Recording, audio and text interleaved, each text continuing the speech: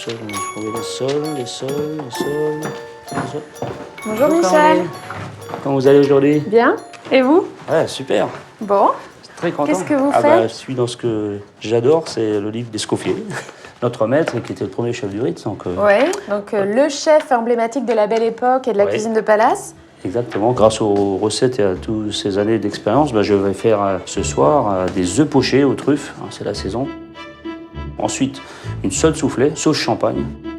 Et pour finir, la célèbre pêche melba. Hein, on ne pouvait pas faire autrement. La fameuse d'Escoffier. Parfait. Who better than Michel Roth to pay tribute to the palace cuisine? He's actually been running for over 13 years the prestigious kitchens of the Ritz and the President Wilson Hotel. He won the title of Meilleur Ouvrier de France and was awarded the Prix Escoffier. Michel Roth is the figurehead of that traditional culinary art made of rigor and excellence. He delved into his archives to pay tribute to this exceptional cuisine that he knows so well. On va s'occuper des topinambours.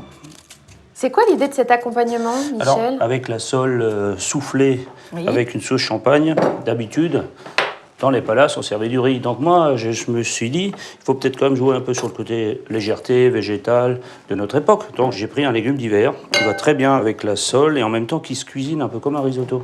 D'accord. Donc on va faire un risotto de topinambours. Voilà. Donc vous les avez coupés en tranches un peu épaisses. Ouais, plus des petits cubes. D'accord, ce qui permettra de garder quand même un peu de mâche encore et un peu de fermeté. Un peu ouais. de fermeté. Et tous de la même taille, les petits cubes?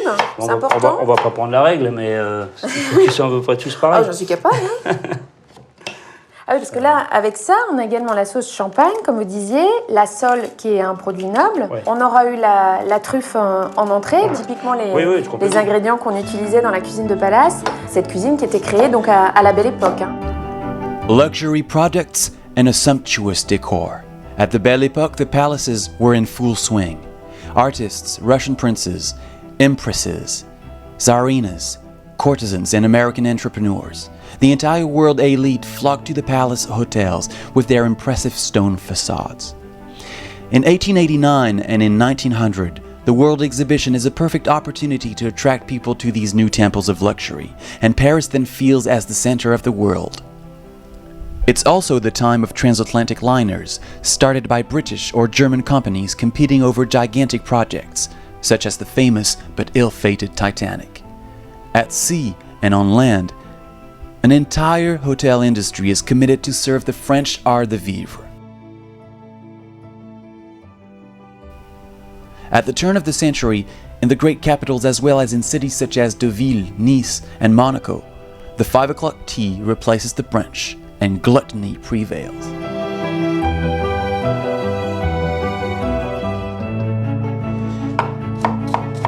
Vous allez pleurer, Caroline. Ouais.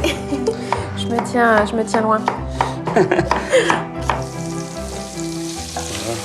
Alors pour le risotto, on sait que on remue au départ, on remue au milieu, on remue jusqu'à la fin. Et c'est ce qui fait le moelleux du risotto. Il faut tourner tout le temps Souvent. Alors un D'accord. Italien va vous dire tout le temps. Et un Français? Non. Aussi, mais là c'est du topinambour, donc on a besoin de moins tourner. Oui, c'est vrai, il faut s'adapter forcément. Voilà. Et ça Observer. vaut aussi pour les autres types de légumes qu'on pourrait utiliser pour le risotto. Oui, complètement. C'est le type d'accompagnement que vous faites souvent au Ritz? Ah oui, les légumes ont pris beaucoup d'importance dans la cuisine et même dans la cuisine de palace. Les convives qui viennent, ils s'attendent. Quelquefois, ils s'attendent à des plats très gourmands, peut-être un peu riches. Et là, on leur dit, oui, vous avez aussi des légumes et des choses très raffinées. Vous voyez, là, ils commencent vraiment à... Ah, c'est Donc ça, c'est un bouillon classique. classique. On va mettre le feu un petit peu moins fort. Et donc, on va laisser cuire. Et tous les 5 bonnes minutes, on va tourner. Et on va s'apercevoir que le fond va bien sûr réduire. Et on va rajouter du fond au fur et à mesure, comme un risotto. D'accord. Voilà. Pendant ce temps-là, on pourrait peut-être, comme on a les invités ce soir et qu'on ne peut pas les faire attendre, on va peut-être travailler nos sols, s'occuper de nos sols. Donc je les ai à la chambre froide, je vais les chercher. Très bien. On remet un peu. Je touille. Merci. Enfin, je suis pas sûre du touiller. Merci Caroline.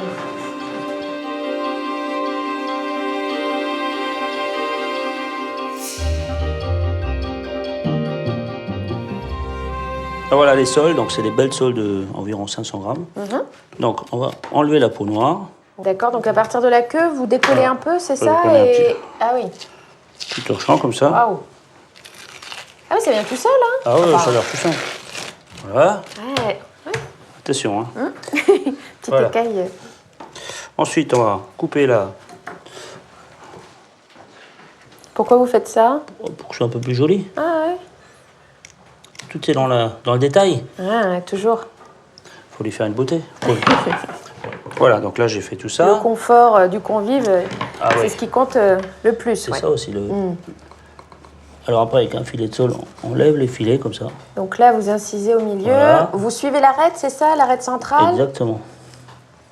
Alors je suis un petit peu concentré là, parce que c'est vrai que c'est une technique assez importante. Donc là, avec le couteau, là, je vais couper l'arête là, centrale, dans l'arête centrale. Ici, pareil. En fait, on entend le petit voilà, on sent un bruit. Hein. Voilà. Et ensuite, avec mon... Donc là, je passe en dessous, vous voyez. Ouais. Donc au début, c'est un peu difficile. Et là, je passe bien en dessous pour bien sûr garder toute la chair. Hein. Oui. Et hop, voilà. Mais c'est un geste qui demande beaucoup de précision quand même. Hein. C'est à la portée de tout le monde ou... Des gens qui travaillent dans les palaces en Oui, général. c'est ça. Alors voilà, là, le plus gros effet et le plus spectaculaire, c'est maintenant. C'est-à-dire, on retourne la sole, comme ça. On tient avec le couteau et hop. Waouh. Pas beau, ça? C'est magnifique. Ah ouais, non, il est sublime, votre poisson. Là. Ça fait un lifting. Hein. Bon, voilà. C'est beau, hein, cette ouverture là, des filets comme ça. C'est... Donc là, on va saler. Légèrement. Un petit peu de poivre. Et là, je vais la farcir avec la mousse de Saint-Jacques que j'ai fait à l'avance, que j'ai fait ce matin. Et donc là, cette mousse, elle est composée de Alors, quoi? c'est des noix de Saint-Jacques avec le corail que j'ai mixé avec du blanc d'œuf, sel, poivre de Cayenne et de la crème.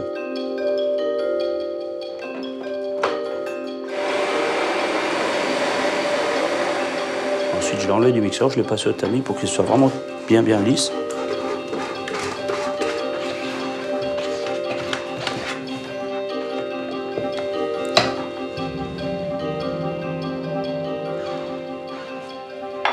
Donc cette mousse, c'est ce qui donne le nom à la recette de sol soufflé, c'est ça? Oui, parce qu'en fait, on va la mettre au milieu, comme ça. Voilà, tout simplement. Donc là, vous lissez bien encore?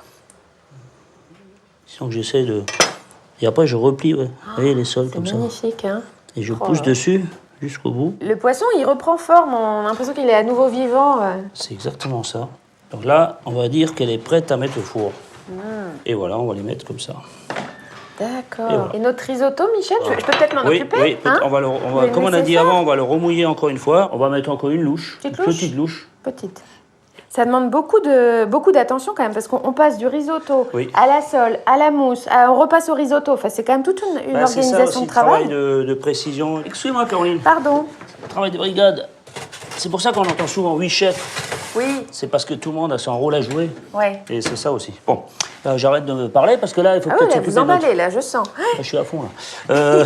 Comme le risotto. Donc là, il est pas mal. Cette répartition du travail, des différents postes, différentes tâches, c'est vraiment quelque chose qu'on doit à Auguste Escoffier, en fait, à la Belle Époque. Complètement. C'est lui qui a structuré les brigades. C'est une autre manière de procéder, même pour un cuisinier. Il faut savoir faire confiance aux autres. Oui. Parce qu'en fait, un plat, on ne le fait pas tout seul, ça. Chacun fait un morceau de plat. Referred as King of Chefs and Chef of the Kings, Escoffier has revolutionized palace cuisine. His meeting with the entrepreneur César Ritz at the Grand Hotel Monte Carlo is decisive. Together and within a few years, they opened the finest gastronomic restaurants. Escoffier spends most of his creative career at the Carlton Hotel. There, Escoffier strongly advocates Taylorism, and he develops a scientific management of haute cuisine. He streamlines the organization of labor to improve productivity, and he develops an ultra-hierarchical management system with senior chefs, sauté cooks, roast cooks, pastry cooks, junior cooks, apprentices, and so on. In sharp dress code, in a quiet atmosphere, and following iron discipline, his brigade of 60 professionals serves 500 meals every day, and not even counting the days of reception.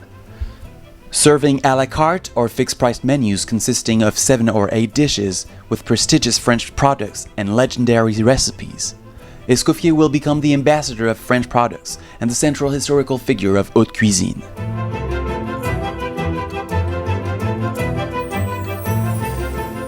Donc là, Michel, on s'attaque à la préparation de l'entrée. Donc nos œufs pochés. Donc on va commencer par les œufs. Alors il faut de l'eau frémissante avec un peu de vinaigre. Parce que le vinaigre blanc va aider à coaguler l'œuf. Parce que le but, c'est que le jaune d'œuf soit un petit peu entouré du blanc d'œuf. Et que le jaune reste liquide aussi. C'est ça la réussite de l'œuf poché. Et le petit conseil, chère Coraline, c'est surtout pas mettre de sel. Parce que le sel, c'est le contraire. Ça dilate. En fait, ça ferait partir le blanc d'œuf. Et donc le jaune d'œuf se retrouverait tout seul. D'accord. Voilà. C'est un peu ça l'astuce. D'accord. Voilà. Bon, je prends mon œuf. Donc chacun sa casserole. Voilà, chacun sa casserole. On ne fait pas de concours. Mais... Alors, la cuisson va assez vite. Il faut compter entre 2 et 3 minutes maximum pour que justement le jaune reste liquide. Bon. Là, alors, attendez, non, parce qu'il faut juste que je sois bien prête. Voilà. Au moment où je le mets. Voilà, comme ça, vous faites ça. Et vous le jetez dedans. Et allez-y, plongez-le dedans. Hop. Voilà, donc là, on le laisse pour le moment comme ça. Allez, vous voyez le blanc qui se met autour de... Oui. Et il tourne en même temps. D'accord. Génial. Normalement, ça devrait être pas mal. Et là, ça fait des filaments, là. Alors ça, quand on va l'enlever, on va le laisser refroidir et on va enlever tout ce qui dépasse. D'accord. Ça, il y aura toujours. Ah ouais, on peut nettoyer à la fin. Oui, là, ça tourne. Hop. Oh, j'en ai que 2. Bon. J'en ai que 2, donc là, que ça donne. Donc je crois qu'on va pouvoir enlever le... C'est moi qui m'en occupe. Oui, je vous le pose. Voilà. Alors vous allez, avec l'écumoire, délicatement le prendre et le mettre entre les glaçons. Attention. Et après, j'enlèverai les miens. Et hop. Alors en fait, ça arrête la cuisson. Oui. Et en même temps, ça... Et je l'enlève aussitôt ou... Non, on le laisse légèrement, pas trop. Hop.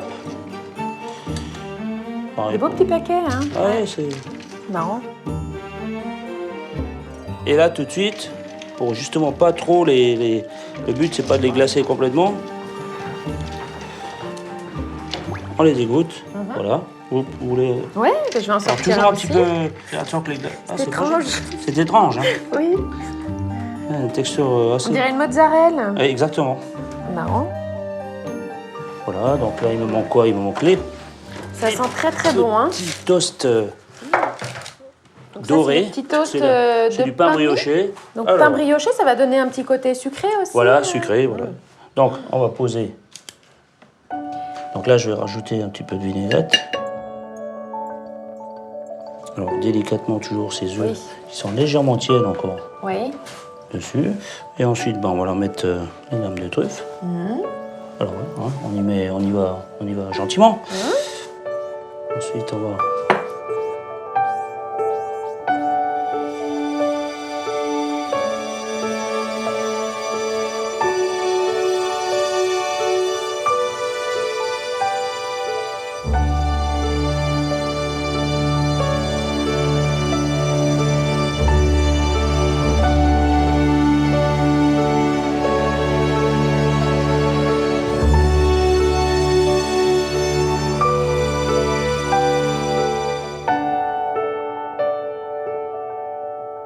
Ce qui est bien, c'est que ça se pose, ça n'aurait pas le temps de faner, ce sera comme si ça arriverait comme ça sur les assiettes, joliment, comme ça tout haut. Bonsoir Michel, comment ça va? Ça va bien et toi? Ah, c'est bien. Alors qu'est-ce que tu nous prépares? Des petits œufs pochés. Bonsoir. Caroline, donc Michel qui est mon fidèle adjoint et qui est depuis de très longues années notre socié attitré. Ouais, on a fait tous les postes, comme je vous disais, tous ces postes que Escoffier a mis en place avec les brigades. Et donc Michel est arrivé à un moment donné au sauce et c'est là qu'il est devenu grand saucier. On en a fait des clients, on a fait beaucoup de clients, des belles tables. Du sur-mesure, un peu ce qu'on fait là, c'est de la haute couture. Bonsoir. Bonsoir. Alors, je vous présente Joëlle Chevet. Bonsoir, bienvenue dans la cuisine. Qui est historienne et spécialiste de la Belle Époque et passionnée par la gastronomie. Bonsoir. Et Christophe Latour, producteur de fruits et légumes. Voilà. En Lot-et-Garonne. Donc j'ai ramené aussi quelques spécialités. Ce sont des pruneaux qui sont fourrés à la crème de pruneaux. Très bien. Et qui ressemblent à des truffes. Oui. Ça ressemble à des truffes, étrangement. Bon, parfait. Écoutez, on est tous là. Je pense qu'il va être temps de passer à table. Je vous rejoins, je finis mes petites assiettes là. La petite touche, hein Michel? Finale, la petite touche finale, faut pas l'oublier.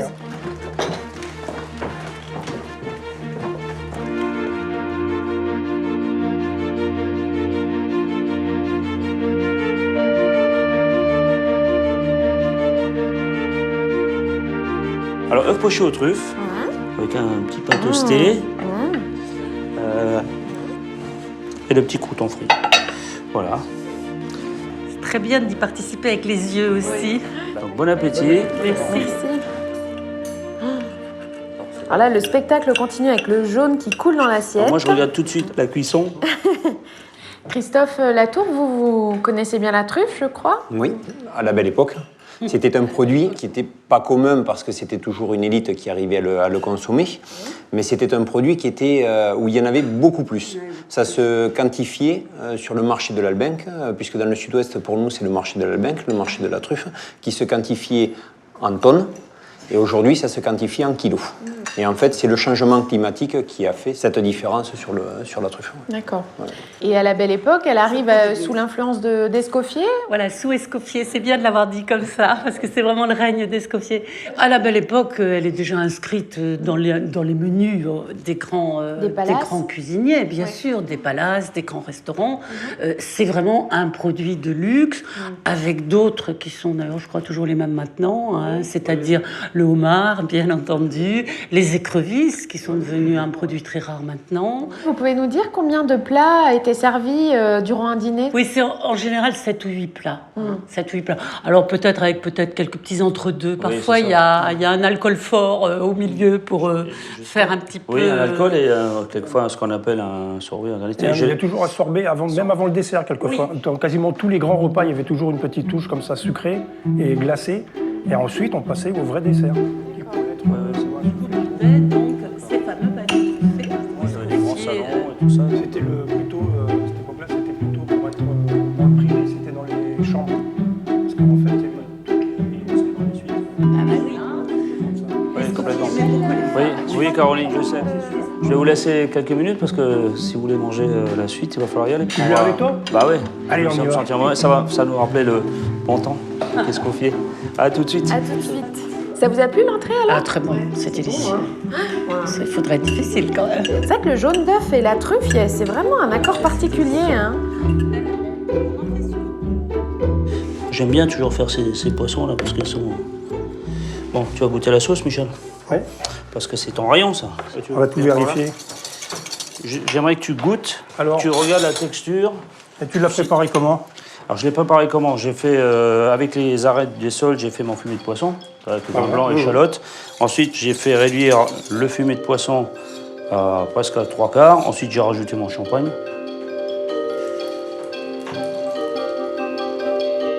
Ensuite, bien sûr, de la crème. Réduction. Et ensuite, assaisonner. Et un peu de beurre. Donc, je sais pas, goûte. Dis-moi ce que t'en penses. Déjà, hein, elle est jolie. Hein. Ouais, c'est vrai qu'elle On va la goûter hein, quand même. Hein. Elle est brillante, goûte la voir pour l'instant que moi je... Je pense qu'un petit filet de jus de citron, ça serait pas mal pour la finir. Oui, t'as raison, pour donner un petit peu d'acidité. Citron, quelques gouttes suffiront. Ah, la pâte. Voilà. Je savais bien qu'il fallait que je te fasse venir pour que tu goûtes. Ça va bien ensemble, le topinambour et le poisson. La dernière touche du chef. On va mettre ça au milieu. Il est bien moelleux, il est bien là. Il est bien lié avec le parmesan et le beurre à la fin.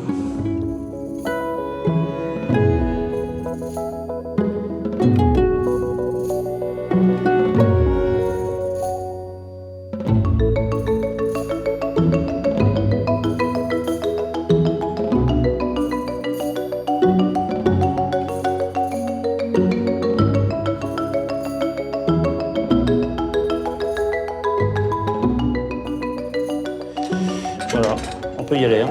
Perso, je me demandais si le champagne avait a donné un rôle à l'époque dans la cuisine, moins qu'aujourd'hui. Ouais. Beaucoup moins qu'aujourd'hui. Il est plutôt...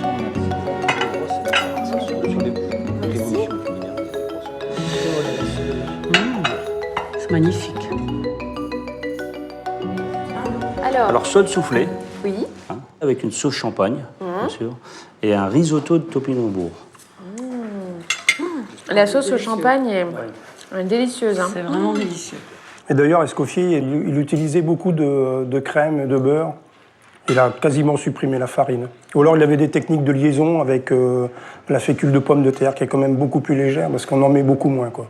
Puis là, en plus, avec Michel, on a mis juste un petit trait de jus de citron dans les sauces à la crème. Ça rehausse, en fait. Ça rehausse, et puis ça fait un peu... Ça fait des papilles un peu comme ça qui bougent comme ça. Ça éclate un peu. Parce qu'en fait, le champagne, une fois qu'il a cuit, qu'il est chaud comme ça, il perd un petit peu de sa saveur. Donc le citron permet de le rehausser comme ça légèrement. Michel, un plat comme celui-ci, ça passe entre les mains de combien de personnes dans une cuisine? Alors c'est vrai que dans une brigade, nous sommes en général entre 80 et 100 personnes, en sachant que des hôtels comme le Ritz ou tous les palaces dans le monde entier sont ouverts toute l'année, jour et nuit. Oui. Donc on a aussi des demandes à n'importe quel moment de la journée. On fait du sur-mesure à chaque moment. C'est le matin les petits déjeuners, c'est les services du midi, il y a plusieurs restaurants, il y a le room service, les banquets, les restaurants gastronomiques bien sûr. C'est presque du sportif, on pourrait dire. Ouais, C'est-à-dire qu'on fait une étape du Tour de France 2 fois par jour. Tous les jours on fait du théâtre, c'est notre pièce de théâtre à nous, plusieurs pièces qui se jouent en même temps et c'est ça aussi, c'est ce qui nous donne ça aussi. Là on peut lever les femmes parce que... Oui, bien. Bon, aussi, justement les belles salles de bain. Et il y avait plus d'hommes.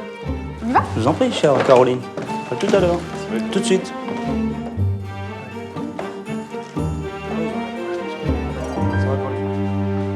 Alors, Waouh! qu'est-ce que vous en pensez, Caroline? Ben, ce sont vos fameuses pêches melba? Fameuses pêches melba. Donc là c'est des pêches qui ont été donc... alors celles-ci, elles sont au sirop. Alors, il y a le noyau, les noyaux de l'intérieur. Donc il y a vraiment un coup de main à prendre.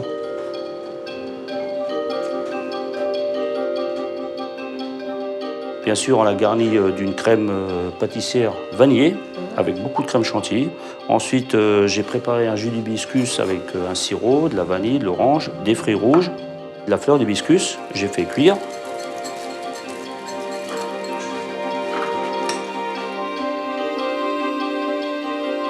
J'ai rajouté un peu de gélatine et un peu de fécule. On fait refroidir et on nappe cette pêche, qu'elle soit bien brillante.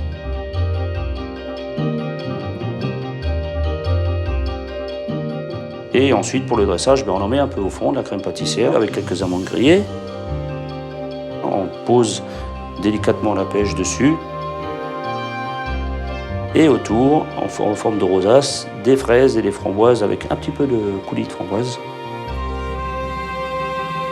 Et bien sûr, pour finir en beauté, la feuille d'or. Waouh, c'est magnifique. Ça donne envie? Ouais, beaucoup. J'espère que ça va leur plaire. En plus, c'est vrai que c'est brillant, c'est très coloré.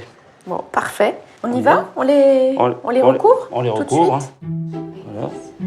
On en prend chacun d'eux, Caroline. Il ne faudrait pas qu'elle tombe. Hein. Ça serait dommage. Bon. Merci.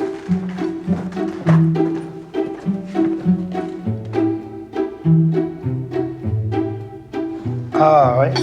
Pêche melba, alors on va dire façon Escoffier, avec bien sûr, on a gardé le... Moi je suis prête à déguster. Bon, on y va, ouais. Pas d'explication. Pas d'explication, non, il y a tout le... Parce qu'à l'origine, c'était une glace à la vanille. À l'origine, oui. À l'origine, c'est une glace à la vanille avec des pêches de Montreuil. Oui. Puisqu'on ne se fournissait que de ces pêches-là, pour Escoffier en tout cas. Il l'avait servi à Nelly Melba, la grande cantatrice australienne, qu'Escoffier avait entendue à Covent Garden, donc quand il tenait les cuisines de Carlton, et qui donc lui avait fait la surprise de ce dessert créé pour elle, et qu'il avait servi dans un signe sculpté dans un bloc de glace, oui. Pour rappeler donc l'opéra dans lequel il l'avait entendu. Il l'avait servi donc sur un plat d'argent et avec ce signe sculpté dans la glace. Est-ce qu'il lui a servi à l'hôtel, au Ritz, ou est-ce qu'il lui a fait amener? Je Non, sais pas la première fois, ça a été à Londres. Ah, c'est ça, oui. Et ensuite, le dessert a été vraiment créé officiellement pour le Ritz. Mais Escoffier aimait bien justement nommer ses plats avec des noms de personnes de l'époque, donc Nelly Melba. Il y en a beaucoup d'autres. Il y a les crêpes Suzette. On en parlait tout à l'heure. C'était une amie du prince de Galles. Et donc, Escoffier demande, cher prince, si vous voulez donner un nom à ce plat. Et le prince de Galles a répondu... donner le plat à mademoiselle. Alors, elle s'appelait Suzette. Donc, ça s'appelle Suzette, mais bon, voilà. C'était une de ses On conquêtes. est passé à côté d'une grande nouveauté. Mais Suzette, c'est très bien.